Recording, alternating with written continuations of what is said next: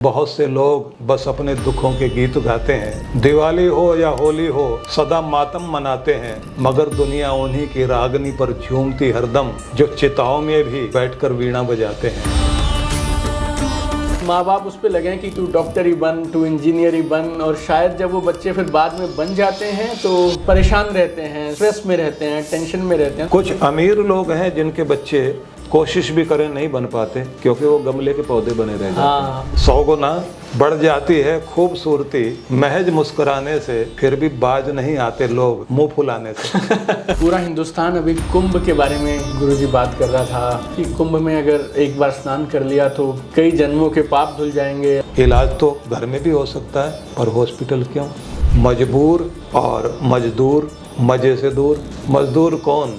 जो मजे से दूर है, और जो मजबूर है वो भी मजदूर है। लेकिन आप मजबूर नहीं बनिए, मजे से दूर भी नहीं बनिए, बल्कि जिंदगी के मालिक बनिए। सोशल मीडिया पे कोई कुछ भी डालता है और लोगों का फिर जो एक स्टैंडर्ड बनने लगता है या एक्सपेक्टेशन बनने लगती है, तो ऐसे लगने लगता है देखो वो यहाँ पहुँच गया, वो यहाँ पहुँच गया, वो यहाँ पहुँच गया, मैं नहीं कुछ कर पा रहा, मैं नहीं कुछ कर पा रहा। जिस दिन बच्चा अपना सपना देखता है और उसके अनुरूप अपनी एनर्जी लगाता है, अपनी ऊर्जा लगाता है, उस दिन वो खिलता भी है। फूल की तरह उसकी सारी पंखड़ियां खिल जाती हैं। अगर मैं कहीं जाऊं तो मैं प्रार्थना कैसे करूं? प्रार्थना में ये भी नहीं है कि भगवान जो है वो संस्कृत में सुनेगा या इंग्लिश में सुनेगा या जर्मन भाषा में सुनेगा। जितने भी हम धार्मिक स्थानों पे जाते हैं, जैसे ज्योतिर्लिंग हुए, हमारे 4 धाम हुए, जैसे मैंने देखा कुछ लोग जाएंगे, फोटो खींचेंगे, सेल्फी लेंगे, इंस्टाग्राम पे डालेंगे और लौट आएंगे। भगवान के दरवाजे पर भी जाओगे तो वहाँ से भी खाली लौट आओगे, क्योंकि आपका बर्तन उल्टा है। एक आप भगवान राम के बारे में भी बहुत बार अपने सत्संग में बोलते हैं। इतने ग्रंथ हैं राम जी के ऊपर कि जिस कक्ष में हम लोग बैठे ढेर लग जाएगा, ढेर लग जाएगा कि मेरे अंदर का राम और तेरे अंदर का राम एक ही है। राम राम, राम। कि आज की दुनिया है भी ऐसी, कोई ताना देने वाला है और कोई बहाना बनाने वाला है। और राम जी के बारे में जानने के लिए रामायण या रामचरितमानस, पर इन दोनों में फर्क क्या है गुरुजी?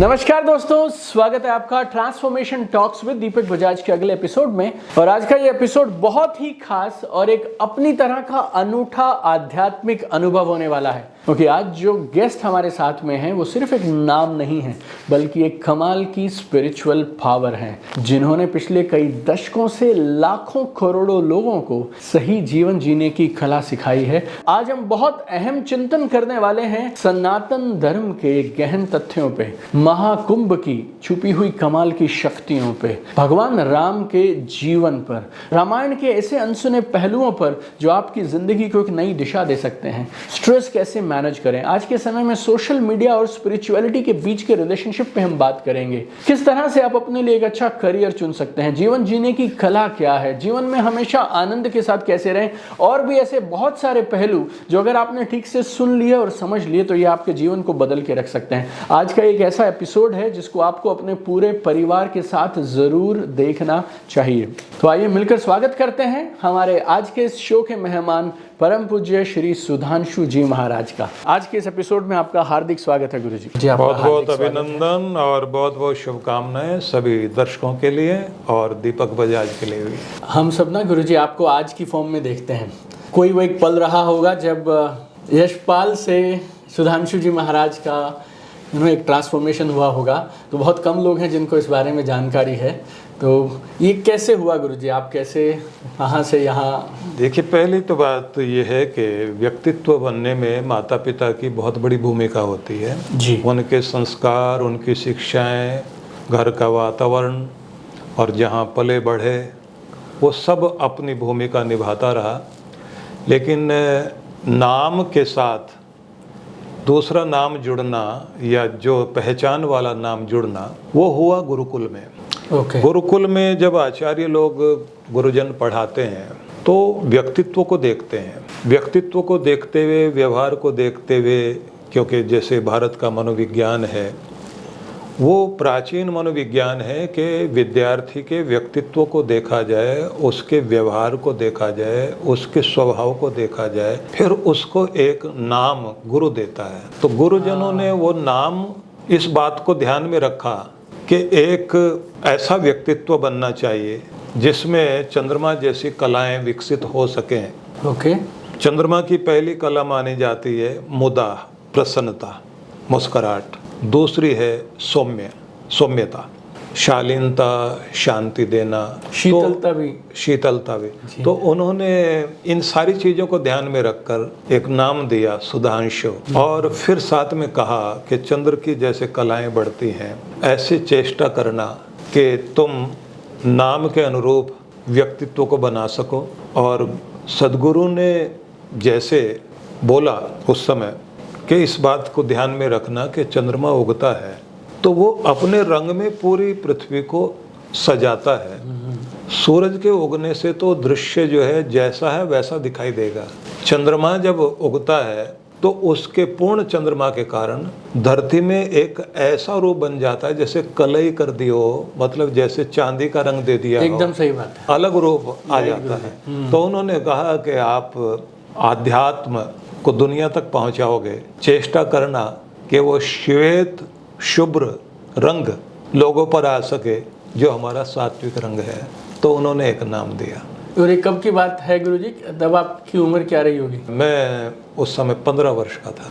और तब से आप फिर इसी मार्ग पे हैं? इसी मार्ग पर हूँ। मैं इस मार्ग पर तो मैं 7 वर्ष से हूँ, जब 7 वर्ष का था। लेकिन गुरुजन जब नाम देते हैं तो एक नाम उन्होंने साथ जोड़कर कहा कि ये नाम आपकी पहचान बनेगा। लेकिन उस समय मैंने माता पिता का दिया हुआ नाम साथ में रखा। तो जो आईडी में था जी, वो नाम वो आता रहा, मतलब पहचान पत्र बनेगा, पासपोर्ट बनेगा। लेकिन गुरुजन जो है व्यक्तित्व बदलते हैं जी। तो वहाँ से जो है ये सुधांशु नाम से दुनिया जानती है, और इससे पता लगता है कि इस नाम के पीछे गुरुओं का आशीर्वाद है। अद्भुत। और अब वही आप सारी दुनिया को बांट रहे हैं, जैसा निर्देशन, जैसा उन लोगों ने कहा। हाँ। कि अपने आप को इस तरह विकसित करिए। आपने जब ये बात बताई ना गुरुजी, तो आप ये बोल रहे थे कि जब आप गुरुकुल में थे तो आपको देखकर, आपके स्वभाव को, प्रतिभा को देखकर उन्होंने आपको गाइड किया कि इस तरफ आप चले जाइए। ये वाली चीज़ ऐसे लगता है कि जो हमारे सनातन धर्म में थी, अब ये बच्चा कोई मतलब माँ बाप उस पर लगे कि तू डॉक्टर ही बन, तू इंजीनियर ही बन, और शायद जब वो बच्चे फिर बाद में बन जाते हैं तो परेशान रहते हैं, स्ट्रेस में रहते हैं, टेंशन में रहते हैं। तो ये चीज़ कहाँ खो गई? और करियर गाइडेंस को लेके आप आज की यूथ को क्या बोलोगे? कैसे अपने स्वभाव के अनुरूप अपना काम चुन लिया जाए तो ऐसे लगता है कि जीवन में शांति है और हम एक्सेल भी कर सकते हैं, बहुत अच्छा भी कर सकते हैं। तो पेरेंट्स के लिए भी और बच्चों के लिए भी, ये दोनों के लिए मैसेज हो जाएगा। देखिए, अभी भी जो नई शिक्षा पद्धति, या कहना चाहिए जो मनोविज्ञान में नए प्रयोग हुए हैं, उसमें सबसे ज़्यादा इस बात पर ध्यान दिया जा रहा है कि IQ लेवल से ज़्यादा EQ लेवल पर ध्यान दिया जाए। राइट। और उससे भी अधिक ध्यान दिया जा रहा है कि किसी का AQ लेवल भी स्ट्रॉन्ग होना चाहिए। वो है एडवर्सिटी कोटिएंट। अच्छा। जिसका मतलब ये है कि कठिनाइयों में, चुनौतियों में, दुख की परिस्थिति में आप किस तरह रिएक्ट करते हैं। राइट। तो अब डॉक्टर गोलमैन ने जब इमोशन पर काम किया, और बहुत काम किया उन्होंने, और उसके बाद और लोगों ने भी काम किया, तो अब पूरी दुनिया भर में इस बात पर चर्चा है। और अमेरिकन, यूरोपियन, जितने भी आप देखेंगे बड़े बड़े ऑफिस में, जो आदमी का IQ लेवल है उसके अनुसार तो जो है आपका सर्टिफिकेट बनेगा, स्कूल कॉलेज से पढ़ के आप आएंगे। राइट। लेकिन जो EQ लेवल है उससे पता लगता है कि आप भावनात्मक प्रतिभा कितनी रखते हैं, उस आधार पर आपका एक व्यक्तित्व बनता है। बिल्कुल सही बात है। पुराने गुरुजन जो है इस बात पर बहुत ध्यान देते थे कि आपको पहले देखा जाए कि आपका व्यक्तित्व क्या है, और उसको ध्यान में रख करके फिर वो कहते थे तुम ये बनो। राइट। और मजे की बात है, वे आचार्य लोग जब शिष्य को क्लास में बैठा करके और सबसे पहले उसके सिर पे हाथ रखकर आशीर्वाद देते थे, तो पहला शब्द होता था वाचमते शुद्धा में, आज से मैं तेरी वाणी को शुद्ध करता हूँ। अब जंगलियों की तरह नहीं बोलोगे, मनुष्यों की भाषा बोलोगे, देवताओं की भाषा बोलोगे। और ये सब कहते कहते दृष्टिम तेशुंधामि, मैं तुम्हारी दृष्टि को शुद्ध कर रहा हूँ, देखने का नजरिया बदल रहा हूँ। और बाद में जब ये कहते थे चरित्रम तेशुंधामि, तुम्हारा चरित्र, तुम्हारा व्यक्तित्व, वो एक नया रूप दे रहा हूँ। तो आप समझिए कि वो समझ कर करते थे। और अब क्या होता है कि माँ बाप बच्चे के लिए सपने देखते हैं, मेरा बेटा ये बन जाए, मेरा बेटा वो बन जाए, और ज़्यादातर बच्चे नहीं बन पाते। जो वैसा बन भी जाएं वो दुखी रहते हैं जी। कारण क्या है कि माँ बाप ने जो सपना देखा वो माँ बाप का देखा हुआ, बच्चे ने नहीं देखा उसको। बिल्कुल सही बात। जिस दिन बच्चा अपना सपना देखता है और उसके अनुरूप अपनी एनर्जी लगाता है, अपनी ऊर्जा लगाता है, उस दिन वो खिलता भी है, फूल की तरह उसकी सारी पंखड़ियाँ खिल जाती हैं। स्ट्रेस इस कारण है कि उसका व्यक्तित्व कुछ और है, आप बनाना कुछ और चाह रहे हैं, इसलिए ये समस्या आती है। मनोविज्ञान जो प्राचीन भारत का था बहुत अच्छा था। हम लोग जो है सिगमंड फ्रायड या जुंग या एडलर, उन लोगों को लेकर के बात करने लगते हैं कि इन लोगों ने ज़्यादा बड़ा काम किया। भारत में क्या है, 1000 वर्ष तक की जो गुलामी रही है, उसके कारण हमारा जो प्राचीन जितना भी वांग्मय था, हमारे ग्रंथ थे, हमारे इतने अध्यात्म के उच्च शिखर पर गए हुए ऋषियों की वाणी थी, उस सब को खो जाने के कारण ऐसा लगता है जैसे भारत के पास कुछ था ही नहीं। सही बात है। तो कोशिश करनी चाहिए सबको कि माता पिता भी जो सपना देखें उस सपने को अपना बनाएं, या फिर जो बच्चे का सपना है माँ बाप उस सपने को पूर्ण करने के लिए साथ दें तो अच्छा है। और शिक्षा में इस पर बहुत सारे कार्य हुए। रविंद्रनाथ टैगोर ने शांति निकेतन की स्थापना की, तो उन्होंने इस बात की चेष्टा की कि खुले आंगन में प्रकृति के बैठाकर बच्चों को विकसित होने का अवसर दिया जाए। तो बहुत तरह के प्रयोग हुए और आने वाले समय में बहुत सारे होंगे भी सही। जब ये लोग आपका एपिसोड सुनेंगे ना गुरुजी, आपकी बात सुनेंगे, तो उन्हें ऐसा लगता है कभी कभी कि हम करना तो चाहते हैं, बात तो ठीक है, लेकिन फिर वापस पहुंच वहीं जाते हैं। वही जो स्कूल वाले बोल रहे हैं, वही जो पड़ोसी बोल रहे हैं, वही सब बोल रहे हैं। कई बार मुझे पेरेंट्स करियर काउंसलिंग के लिए मिलते हैं, फिर बोलते हैं सर बात तो आप ठीक कह रहे हो, लेकिन हमें चिंता बहुत है कि इसका करियर कहीं खराब ना हो जाए। ये जो चिंता है माँ बाप होने पे, जो पेरेंट्स को जो चिंता होती है, और उस चिंता की वजह से कई बार ऐसे डिसीजन ले लिए जाते हैं जिसकी वजह से बच्चा फिर पूरी लाइफ ही दुखी परेशान रहता है। तो आप क्या टिप जैसा कुछ देना चाहेंगे पेरेंट्स को और बच्चों को, कैसे इसको हैंडल करें?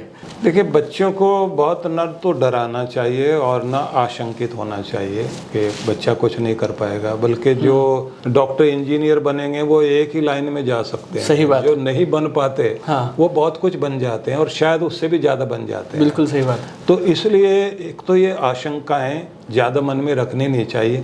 हाँ, माँ बाप का प्यार बोलता है मेरे बच्चे को आने वाले समय में कहीं ऐसी दिक्कत ना आए कि ये अपना ठीक से जीवन ना जी सके। इसलिए वो इतनी सारी बातें करते हैं क्योंकि उन्होंने बहुत सारी चुनौतियां देखी होती हैं। और शासन, प्रशासन, गवर्नमेंट, समाज, इन सब की वो सुविधा उस तरह नहीं मिलती। जैसे यूरोप अमेरिका में एक पूरी छूट दी जाती है कि कोई कुछ भी करना चाहता है उसके लिए अवसर है।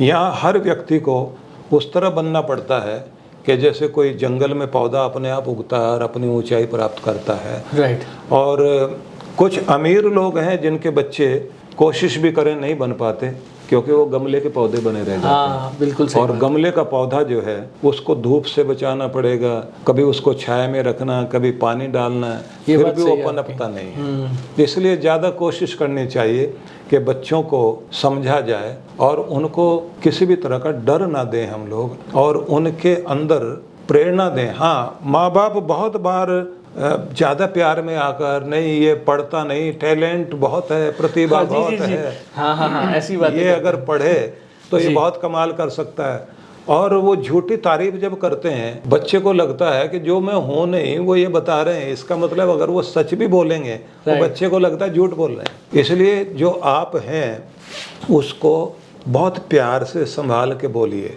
लेकिन कभी भी तो डफर है तो कुछ नहीं बन पाएगा, जा कर के साइकिल के पंचर लगाना, या फिर ढाबे में जाके बर्तन साफ करना, रिक्शा चला लेना, उस तरह के जो शब्द कहे जाते हैं, बच्चा इतना मासूम और इतना सुकोमल होता है, उसके ऊपर ऐसे हैमरिंग जो की गई है वो पूरे जीवन असर डालती है। और किसी ने अगर मजाक उड़ा दिया और किसी ने टॉन्ट कस दिया, वो जीवन नहीं भूल सकता, पूरे जीवन भर याद रहता है। इसलिए बच्चों के कभी भी ना मजाक उड़ाई जाए, ना टोंट कसा जाए और ना इस तरह से स्थिति की जाए, क्योंकि आज की दुनिया है भी ऐसी, कोई ताना देने वाला है और कोई बहाना बनाने वाला है। कोई ताना देने वाला है और कोई बहाना बनाने वाला है। तो कोई तो बहाना बना करके ऐसा नहीं हो पाया, और कुछ वे हैं जिनसे नहीं हो पाया वो ताना देना शुरू कर देंगे। उसके कारण परिस्थितियाँ खराब होती हैं। राइट। अब पेरेंट्स से हम बच्चों पे सीधा आ जाते हैं गुरुजी। हमारी जो ऑडियंस है उसमें लाखों लोग हैं दुनिया भर के अलग अलग कोनों में, 20, 22, 23, 25, 30, 35 साल की एज के, कहीं जॉब कर रहे हैं, किसी का अपना खुद का व्यवसाय है, लेकिन अगर आप उनके चेहरे देखेंगे ना गुरुजी तो खुश नहीं है, आनंद में नहीं है। और उसकी बड़ी वजह एक ये हो गई है कि सोशल मीडिया पे कोई कुछ भी डालता है और लोगों का फिर जो एक स्टैंडर्ड बनने लगता है या एक्सपेक्टेशन बनने लगती है, तो ऐसे लगने लगता है देखो वो यहाँ पहुँच गया, वो यहाँ पहुँच गया, वो यहाँ पहुँच गया, मैं नहीं कुछ कर पा रहा, मैं नहीं कुछ कर पा रहा। और इस भाव से फिर वो जहाँ है वहाँ भी अच्छा नहीं कर पाता है। तो आप कैसे स्ट्रेस को कैसे हैंडल करें, दुनिया से जो ये कंपैरिजंस हैं इसको कैसे हैंडल करें, और ये सोशल मीडिया के साइड इफ़ेक्ट को कैसे हैंडल करें? दीपक बजाज बहुत प्यारे हैं और बड़ा अच्छा प्रश्न इन्होंने किया है, और मैं भी आप सबसे इस संबंध में विशेष रूप से बताना चाहूँगा, जिसको आप लोग बहुत ध्यान से सुनेंगे। और वो ये, एक तो शांत मस्तिष्क है तो अच्छे निर्णय लोगे आप। अशांत, तनावग्रस्त यदि आप हैं तो बहुत अच्छे निर्णय नहीं ले सकते। जो आप डिसीजन लेते हैं, निर्णय लेते हैं, उसी के अनुसार आपका भविष्य बनता है और आपका भाग्य बनता है। इसलिए एक तो जिन चीज़ों से स्ट्रेस आता है, अशांति आती है, तनावग्रस्त होते हैं, उन चीज़ों से बचिए। यहाँ आपको ध्यान रखना होगा, आपके पास जो है, जैसा है, जितना है, जिस तरह का है, उसका आनंद लेना सीखिए। जो नहीं है उस पर अगर बहुत ज़्यादा ध्यान देंगे तो जो आज आपके पास है आप उससे आनंदित नहीं हो पाएंगे। सही बात। और यदि आप आनंदित नहीं हैं तो आप जिंदगी को जी नहीं रहे हैं, काट रहे हैं या ढो रहे हैं। और मजबूर और मजदूर मज़े से दूर, एक शब्द है, मजदूर कौन? जो मज़े से दूर है, और जो मजबूर है वो भी मजदूर है। लेकिन आप मजबूर नहीं बनिए, मज़े से दूर भी नहीं बनिए, बल्कि ज़िंदगी के मालिक बनिए। ज़िंदगी को जीने के लिए ज़रूरी है एक तो हर पल मुस्कुराहट रहनी चाहिए। मैं कभी कभी किसी की कोई पंक्ति बोला करता हूँ, शायर की पंक्ति है कि 100 गुना बढ़ जाती है खूबसूरती महज मुस्कुराने से। 100 गुना बढ़ जाती है खूबसूरती महज मुस्कुराने से, फिर भी बाज नहीं आते लोग मुंह फुलाने से। तो यदि हम मुस्कुराते हुए और साथ साथ गुनगुनाते हुए, आप रेडियो नहीं बजाइए, आप कोई म्यूजिक सिस्टम नहीं बजाएं, खुद रेडियो बन जाएं, खुद ही म्यूजिक सिस्टम बन जाएं, गुनगुनाते हुए काम कीजिए, भुनभुनाते हुए नहीं। मुस्कुराते हुए काम कीजिए, मुंह फुलाते हुए नहीं। और समझिए कि जिनके को देख कर के आपको लगता है ये बहुत आगे बढ़ गए और मैं पीछे रह गया, आप उनको देखकर प्रेरणा ले सकते हैं। लेकिन उनको देखकर अपने को अगर दुखी करेंगे और अपने आप को नाप तोल करते रहेंगे तो गला काट स्पर्धा का जो ज़माना है, इस गला काट स्पर्धा में, इस कंपटीशन में दौड़ते हुए लोगों के साथ दौड़ना हर एक को पड़ता है, दौड़ना आपको भी पड़ेगा। लेकिन बहुत अधिक तनाव लेकर जो आदमी काम करता है उस आदमी का ना तो अच्छा निर्णय होगा, सही बात, ना वो मुस्करा पाएगा, ना जिंदगी को ढंग से जी पाएगा। आपको बेहतर होना है तो एक बात जरूर ध्यान में रख लेना कि बेहतर होने के लिए ज़रूरी है शांत मस्तिष्क, प्रेम भरी आँखें, मुस्कराता हुआ आपका चेहरा, मीठी ज़बान और पूरे शरीर के अंदर जोश के जिससे आप दिखाई दें। आयु कितनी भी हो आपकी, लेकिन युवा वही है जिसके अंदर उत्साह है और जो उत्साहित है और जो ज़िंदगी को ऐसे जीता है जैसे हर दिन उत्सव है, एक महोत्सव में आप जी रहे हैं। तो यदि आप इस तरह जीते हैं तो वो जीवन है। अभी जैसे होली आने वाली है, हमारे यहाँ ये माना जाता है जो होली सो होली, जो हो गया सो हो गया। अब एक नए रंग में ज़िंदगी को रंगने का समय है। बहुत बढ़िया। अपने चेहरे को बदल लो, अपने को नए रंगों से ढाल लो कि जिससे जीवन आनंदित हो सके। इसलिए कहा जाता है कि बहुत से लोग बस अपने दुखों के गीत गाते हैं, दिवाली हो या होली हो सदा मातम मनाते हैं, मगर दुनिया उन्हीं की रागनी पर झूमती हरदम, जो चिताओं में भी बैठकर वीणा बजाते हैं, जिनको गुनगुनाना आ गया, मुस्कुराना आ गया, खिलखिलाना आ गया, वो हर दिन ऐसे जीते हैं कि एक एक दिन महान अवसर है। अद्भुत है गुरुजी, आपने ना ये पिछले 5-7 मिनट में जीवन जीने की कला जो है वो संक्षेप में बता दी। हमारे ग्रंथों से या सनातन धर्म से कुछ ऐसी चीज़ें जो हमारी यूथ ले सके या लोग ले सकें गुरुजी, आसान शब्दों में अगर हम और उसको जीवन में उतारना शुरू कर दें, ऐसी कोई और चीज़ें आप। मैं शुरू करता हूँ कि बहुत प्राचीन ग्रंथ हमारे जो हैं वो वेद हैं। अब अगर वेदों से हम शुरुआत करें तो वेदों में जहाँ आप देखेंगे कि क्या संदेश हैं, तो एक जगह है, माँ श्रेदत सौमिन दक्षता महे आ तुझे राय कृणोध्वम, हिंसक मत बन, दक्षता महे, अपने आप को दक्ष बना, कुशल बना, योग्य बना। आगे फिर कहा कि तुम्हारी दक्षता तुम्हें प्रसन्नता देगी, तुम्हें खुशी देगी। अब एक और जगह देखिए जहाँ कहा गया है, कृतम में दक्षिणे हस्ते जयो में सव्याहिता, तुम्हारे दाएं हाथ में अगर पुरुषार्थ है, परिश्रम है, तो सफलता बाएं हाथ का खेल है। बहुत बढ़िया बात है। अथर्ववेद का संदेश, अच्छा, ये अथर्ववेद में आया है। अगर दाएं हाथ में पुरुषार्थ है, मेहनत है जी, तो सफलता बाएं बाएं हाथ का खेल बन जाएगा। इतना बड़ा संदेश। और फिर देखिए, उद्यानम ते पुरुष नावयानम, वो मनुष्य तेरा जन्म ऊपर उठने के लिए, आगे बढ़ने के लिए हुआ है, नीचे गिरने के लिए नहीं। हर दिन देख कितना आगे बढ़ा, कितना ऊंचा उठा, शिखर पुकार रहे हैं, शिखरों को देख, हर दिन एक नया शिखर, वो तुम्हारे लिए आवाज देता है कि चले आओ, मैं तुम्हारे लिए हूँ। और यहाँ ये याद रखना, शिखर पर हर पल कोई न कोई बैठा होता है, राइट, फिर भी शिखर खाली है। योग्यतम कोई भी आएगा, शिखर खाली हो जाएगा, वो वहाँ बैठ जाएगा, और जो वहाँ बैठा हुआ है अगर उसने लापरवाही कर दी, नीचे उतर आएगा। बिल्कुल सही बात है। इतने प्यारे संदेश। आप, मैं वेद से शुरुआत की है जी। हमारे वेद हैं, हमारे उपवेद हैं, हमारे उनके व्याख्या ग्रंथ हैं, 4 ब्राह्मण ग्रंथ हैं, फिर हमारे उपनिषद हैं 250 के लगभग, हमारे 18 पुराण हैं, 18 उप पुराण हैं, फिर स्मृति ग्रंथ हैं 86 के लगभग, और हमारे सूत्र ग्रंथ हैं, हमारे नीति ग्रंथ हैं, हमारे दर्शन शास्त्र हैं, हमारे संत वाणी है, फिर हमारी गीता है, हमारी रामायण है, उत्तर भारत के संतों की वाणी है, दक्षिण भारत के संतों की वाणी। इतना बड़ा वांग्मय भारत का है, एक एक को पढ़ें, आप देखें। और प्रार्थनाएं गजब की प्रार्थना है। वो तो देव अवहितम अन्यथा पुनः, मेरे परमात्मा अगर मैं कभी गिर जाऊं, मुझे फिर से उठने की शक्ति देना, गिरा ना रह जाऊं। गिरना बुरी बात नहीं, गिरे रहना बुरी बात है। बिल्कुल सही बात है। तो मैंने तो एक ग्रंथ के कुछ ही शब्द कहे हैं, राइट, लेकिन हंसा मुद हंसा नृत्य, हर दिन हंसते मुस्कुराते हुए, झूमते नाचते हुए, जिंदगी का सामना करते हुए चलो, ये संदेश भी है। तो बहुत सारी शिक्षाएं हैं, और हमें अपनी प्राचीन शिक्षाओं को पढ़ना भी चाहिए, सुनना भी चाहिए। और गीता को पढ़ें तो वहाँ तो बहुत बहुत प्यारे संदेश हैं कृष्ण भगवान के। तो मैं तो यही कहूँगा, हमारे युवाओं को अपने ग्रंथों की तरफ भी लौटना चाहिए। ये बिल्कुल सही बात है। उससे अच्छा लगेगा, आपको जानने से बहुत कुछ अच्छा मिलता है।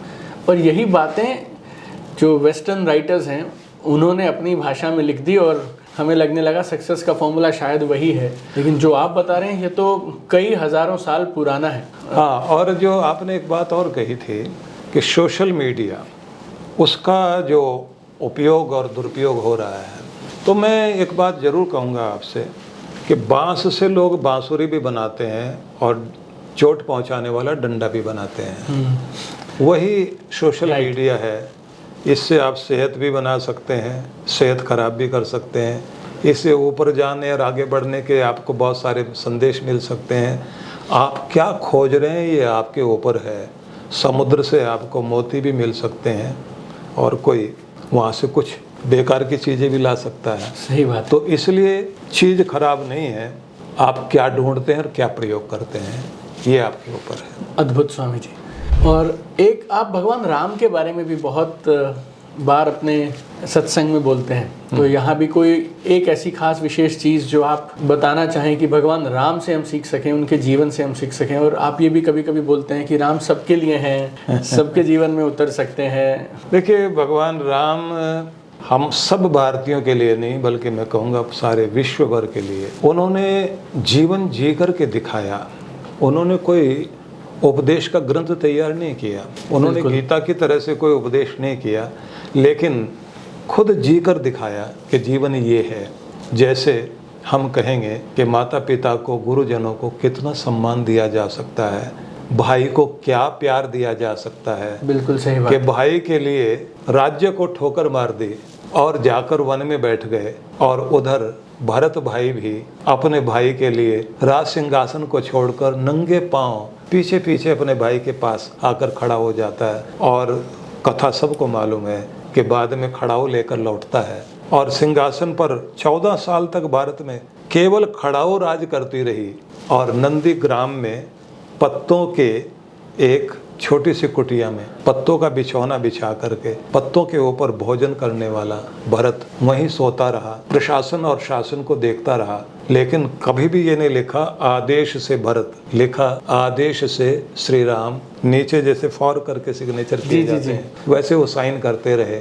और उधर आप देखें कि रामायण बनी है तो राम जी हैं मध्य बिंदु, लेकिन आसपास जितने भी हैं उन सबको आप देखिए, चाहे मांडवी है, उर्मिला है, श्रुति कीर्ति है, या फिर हम जानकी सीता जी को देखते हैं। परिवार के जितने बहुएं हैं सबने जिस तरह से त्याग किया, जैसे एक दूसरे के साथ जुड़कर रही, जैसे घर को संभाला, प्रेम का वातावरण बनाया, इससे दिखाई देता है कि यह है रामायण। और आज भी सब जगह लोग आप देखते हैं ना कि एक दूसरे का अभिवादन करते हैं, राम राम बोलते हैं जी। तो राम राम बोलने वाले लगता है गांव के लोग होंगे, लेकिन वो क्यों बोलते हैं कि मेरे अंदर का राम और तेरे अंदर का राम एक ही है, राम राम, राम राम। और मैं और तुम भी उस एक के ही बनाए हुए, हम दोनों में कोई रिश्ता है, राम का रिश्ता, भगवान का रिश्ता है। तो व्यक्ति व्यक्ति से एक रिश्ता जोड़ता है, गुड मॉर्निंग कह करके वो रिश्ता नहीं जुड़ता, जो राम राम कह करके जुड़ता है। और भारत में तो अद्भुत है कि यहाँ बादल बरस रहा है, राम जी बरस रहे हैं, सूखा पड़ा हुआ पता नहीं राम जी कब कृपा करेंगे। सही बात है। और तोलने बैठता था आदमी तो पहला जैसे ही तराजू के पलड़े में अनाज चढ़ाकर गिराता था तो एक नहीं बोलता था, पहले राम, पहला नाम जो है राम का बोलता था। तो हर जगह राम है, हमारे जीने में राम है, हमारे मरने में राम है, हमारे खाने में, हमारे ब्याह शादियों में, हर रूप में राम है।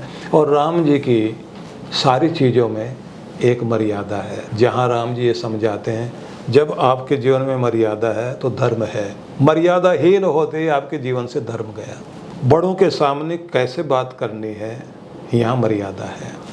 नदी दो किनारों के बीच बह रही है तो वो नदी है, वो किनारे कुछ और नहीं, वो मर्यादा है। किनारे तोड़कर नदी बहेगी तो बाढ़ है, तो इसलिए वो बाढ़ नहीं बने, जिंदगी विध्वंस न बन जाए, विकास बन जाए, इसी के लिए है मर्यादा। राम जी ने मर्यादा दी, राम जी ने धर्म दिया। पति पत्नी का धर्म क्या, माता पिता के प्रति हमारा धर्म क्या है, देश और समाज के प्रति हमारा धर्म क्या है।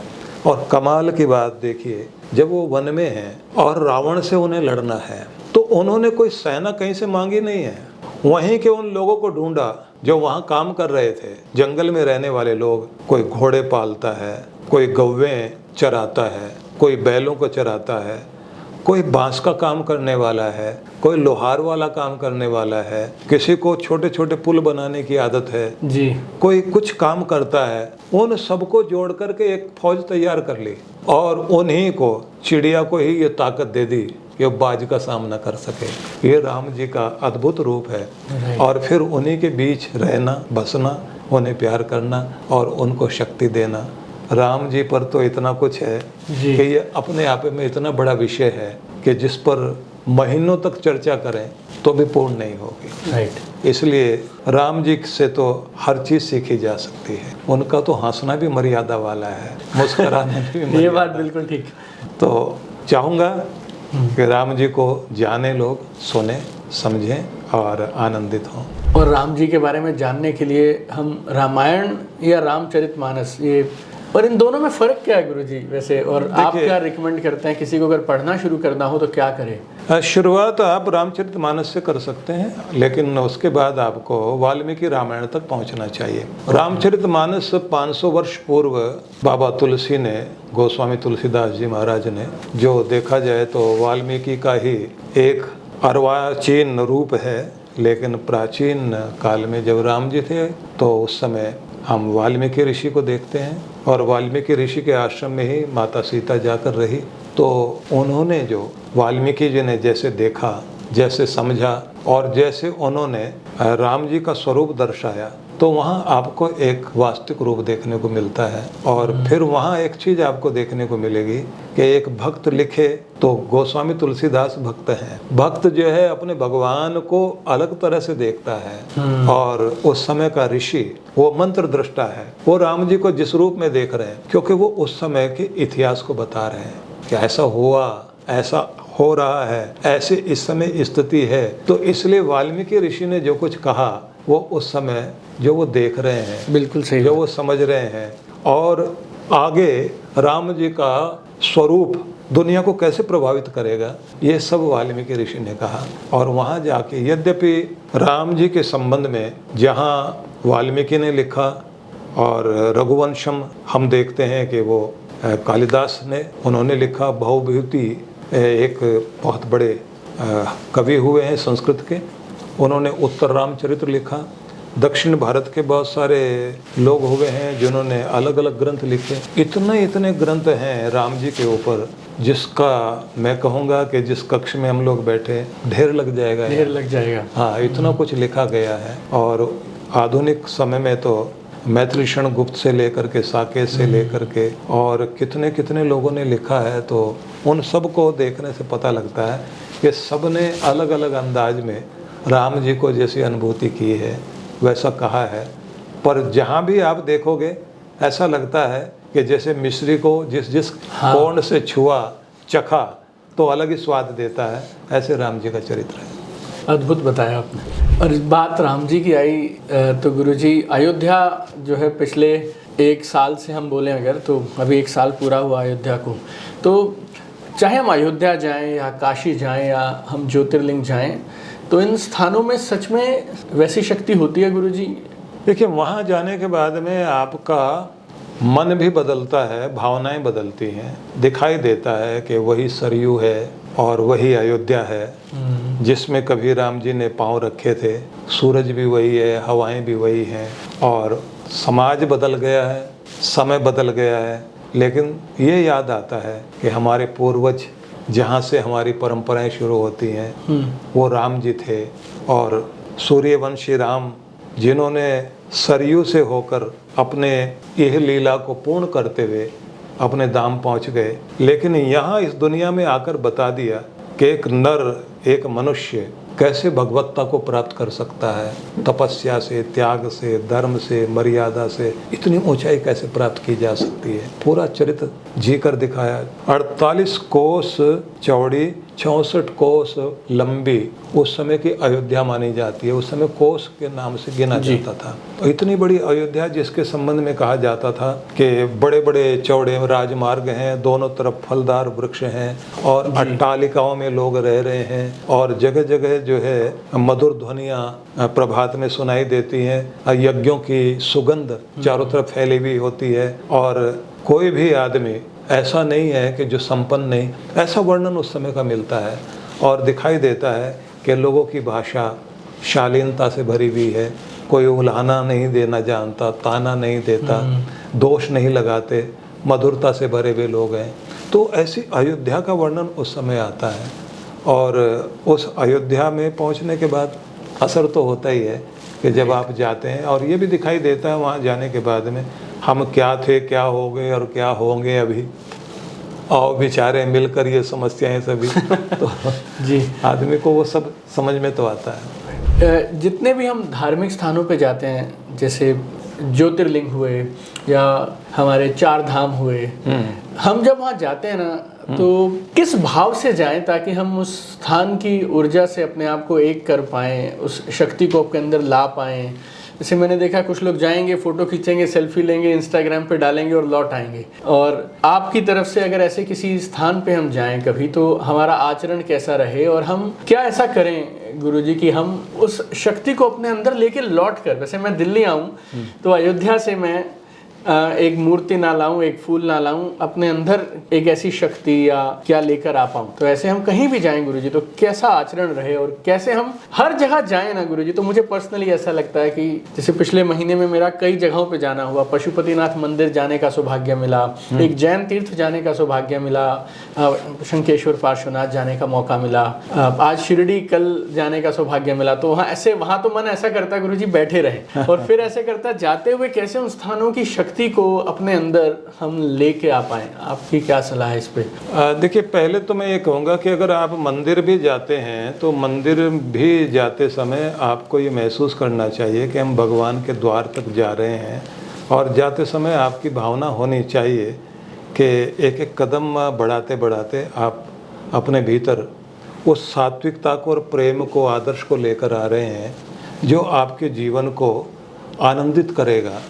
जैसे आप स्नान करने के बाद अपने आप को तरोताज़ा महसूस करते हैं, तो वहाँ के वातावरण से आप प्रभावित होकर खुद को, अपने मन को, अपने अंतःकरण को, अपने हृदय को, अपनी बुद्धि को शुद्ध करके आएँ। ऐसे जब अयोध्या आप जाएं तो आपको महसूस होना चाहिए कि मैं उस तीर्थ की तरफ जा रहा हूँ जहाँ कभी भगवान राम आए, भगवान राम ने अपनी जीवन जी करके शिक्षाएं दी। तो एक भावना आपके अंदर जो बनती है, उस भावना को वहाँ जा कर के इतने आनंदित हो जाएं कि जब उसके नज़दीक पहुँचें तो आप भाव विवल हो जाएं। लेकिन जब लौटें तो आपकी चेष्टा होनी चाहिए कि वहाँ से लौटते हुए आप अपने भीतर महसूस करें कि मैं स्नान करके आया हूँ, उस भावना को जोड़ कर आया हूँ, तो मेरे हृदय में वो चीज़ रहनी चाहिए, मैं अपने घर को भी वो चीज़ दे सकूँ। अब घर को कोई चीज़ देनी होती है तो कैसे दी जाती है? जैसे मान लीजिए आप अपने घर के बाहर खड़े हैं, तो दरवाज़ा खोलने से पहले एक बार अपने घर को ब्लेस करना चाहिए।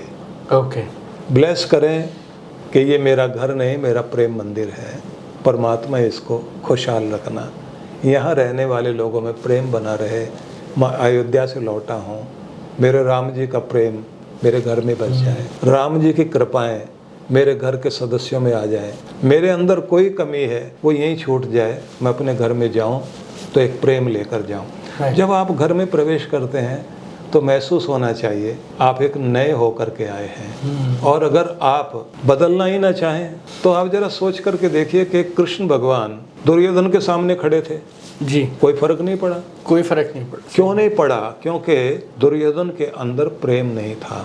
जिसके अंदर प्रेम होता है वो बदलता है। जैसे विदुर, जैसे भीष्म कृष्ण को देखते हैं रोमांचित हो जाते हैं, शिशुपाल पर कोई असर नहीं पड़ा, बिल्कुल सही, वो अपशब्द बोलता रहा जी। जिन लोगों के हृदय में प्रेम है उनके अंदर अंतर आएगा। तो इसलिए यहाँ से वो प्रेम लेकर के जाओ, नहीं तो आप भगवान के दरवाजे पर भी जाओगे तो वहाँ से भी खाली लौटाओगे, क्योंकि आपका बर्तन उल्टा है। आपको अगर कुछ लेना है तो बर्तन को सीधा करना पड़ेगा, तब उसमें जल आकर गिरे तो आप संभाल पाओगे। इसलिए उल्टी बुद्धि वाला आदमी कहीं से कुछ नहीं प्राप्त कर सकता। और वहीं से कहते हैं ना कि हाथी चला जा रहा है, एक चींटी भी जा रही है, हाथी धूल उड़ाता जा रहा है और चींटी है वो धूल में से एक मिश्री का कण पकड़ करके लेके भागी जा रही है। तुम हाथी होगे, धूल ही तो उड़ा रहे हो। सही बात। तुम अच्छा हो वो चींटी बन जाओ कि धूल में से भी चीनी लेकर के चली। बिल्कुल सही बात। वहाँ से भी मिश्री ले ली। तो अगर आपके हृदय में प्रेम है तो आप हर जगह से कुछ न कुछ अच्छा ढूंढ कर आओगे।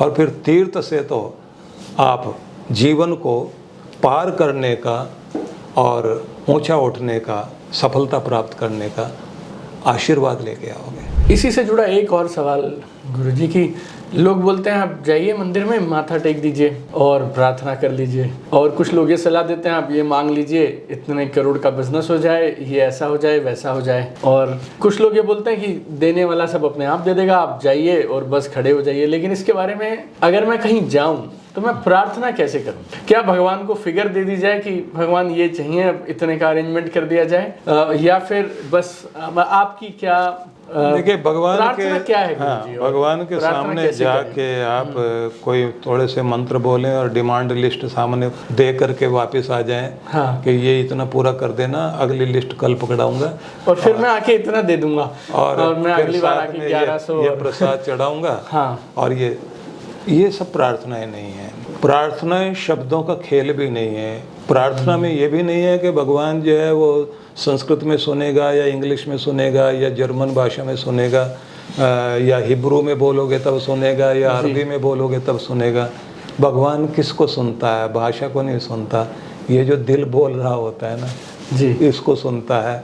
भगवान तक फूल नहीं पहुंचते, फूलों के माध्यम से जो प्रेम प्रकट किया जाता है वो वहाँ तक पहुँचता है। दूसरी बात ये ध्यान रख लीजिए, वो देता है। जब आप एक कोई चीज़ जो चाहते हैं उसे विजुलाइज करें, ये मुझे चाहिए, उसे आप मांगने से पहले महसूस करें ये क्यों चाहिए, और ये मिल गया तो फिर आप कितने आनंदित होंगे, वो अनुभूति भी चाहिए। जब उस वाइब्रेशन को आप अपने भीतर ढालेंगे और तब आप मंदिर में जाएं, मंदिर में जाकर, क्योंकि हम आकार की दुनिया में रहते हैं, तो पहले आकार वाले रूप में ही भगवान का दर्शन करोगे, फिर उसे आप ज्योतिर्मय रूप में देखेंगे, जैसे वो प्रकाश है, वो एक नूर है। उस रूप को देखते देखते महसूस करोगे कि मेरा परमात्मा प्रकाश बनकर मेरे माथे पर मुझे रोशनी दे रहा है, मेरी बुद्धि को रोशनी दे रहा है, मेरे हृदय में रोशनी दे रहा है। और फिर महसूस करोगे कि वो पूरा शरीर में वो रोशनी फैल गई है और मेरे अंदर का कालापन, मेरी नेगेटिविटी निकल गई है, मैं जाग रहा हूँ, मैं नया हो रहा हूँ, मैं खिल रहा हूँ। उसके बाद आपने उससे प्रार्थना करनी है। प्रार्थना जो आप चाहते हो उसे कागज़ पर लिखा हुआ जैसे देखते हैं, ऐसे आप आसमान में लिखो उसे। मैं ये चाहता हूँ, एक सुंदर सा घर, इतना बड़ा, इस रंग का, ऐसा दरवाज़ा, ऐसे मैं उसमें प्रवेश कर रहा हूँ। देने वाले दाता, तूने सब कुछ मुझे दिया है, आज जो भी कुछ मेरे पास है वो तेरा दिया हुआ है। मैं तेरे आसमान में कहीं भी समुद्र को नहीं देखता, लेकिन तेरी बारिश होते हुए ज़रूर देखता हूँ। धरती पर नदियाँ बहने लग जाती हैं, तेरे देते हुए हाथ नहीं दिखाई देते, पर तेरा दिया हुआ ज़रूर दिखाई देता है। मेरी झोली भरने वाला भी तू ही है, और मुझे पता है माता तू, पिता तू, बंधु तू, सखा तू, मेरा सब कुछ तू ही है। इसलिए मेरे दाता, मेरी इस प्रार्थना को जो मैं तुम्हें अर्पित कर रहा हूँ, मुझे महसूस हो रहा है कि तूने स्वीकार कर लिया और वो प्रोसेस शुरू हो गया है जो मैं मांग रहा हूँ। फिर अपनी प्रार्थना को एक कागज़ पर लिखा हुआ मन मन में पढ़िए, पढ़ते जाएं, एक एक लाइन को पढ़ते जाएं। अब उसे एक गुब्बारे के साथ बांध दीजिए, गुब्बारे के साथ बांध दीजिए। वो गुब्बारा, उड़ने वाला गुब्बारा, अपने परमात्मा को याद करते करते धीरे धीरे छोड़िए, हाथ को ऐसे करते हुए मेरे परमात्मा तक जा रहा है, वो जा रहा है, वहाँ तक पहुँच रहा है। और वहाँ से आती हुई इस रोशनी को यहाँ महसूस करना कि वो रोशनी मुझे मिल रही है और मुझ पर कृपा हो रही है, और बहुत आनंदित होकर थैंकफुल हो जाना, भगवान तेरा लाख लाख शुक्र है, मैंने मांगा तूने दिया, मैंने चाहा पूरा हुआ, मैं आभारी हूँ। और फिर महसूस करो कि जैसे मानसिक रूप से आप दंडवत प्रणाम कर रहे हैं और आनंदित होते हुए घर की तरफ आओ। और फिर ये नहीं सोचना प्रार्थना कर तो दी, पता नहीं पूरी होगी नहीं होगी, ये डाउट नहीं रखिए। और ये महसूस कीजिए कि ये नदी, पहाड़, ये सूरज, ये चांद जिसके हाथों से बने, जिसने ये जीवन दिया, उसके लिए कोई भी चीज़ कठिन नहीं है। बस कर्म मेरा और करामात उसकी, वो दया करेगा। तो ऐसी मन में भावना रखिए, बात पूरी होती है। अरे वाह, अद्भुत। पूरा हिंदुस्तान अभी कुंभ के बारे में गुरुजी बात कर रहा था। बात क्या कर रहा था, लोग करोड़ों की संख्या में वहाँ पहुँचे हुए थे।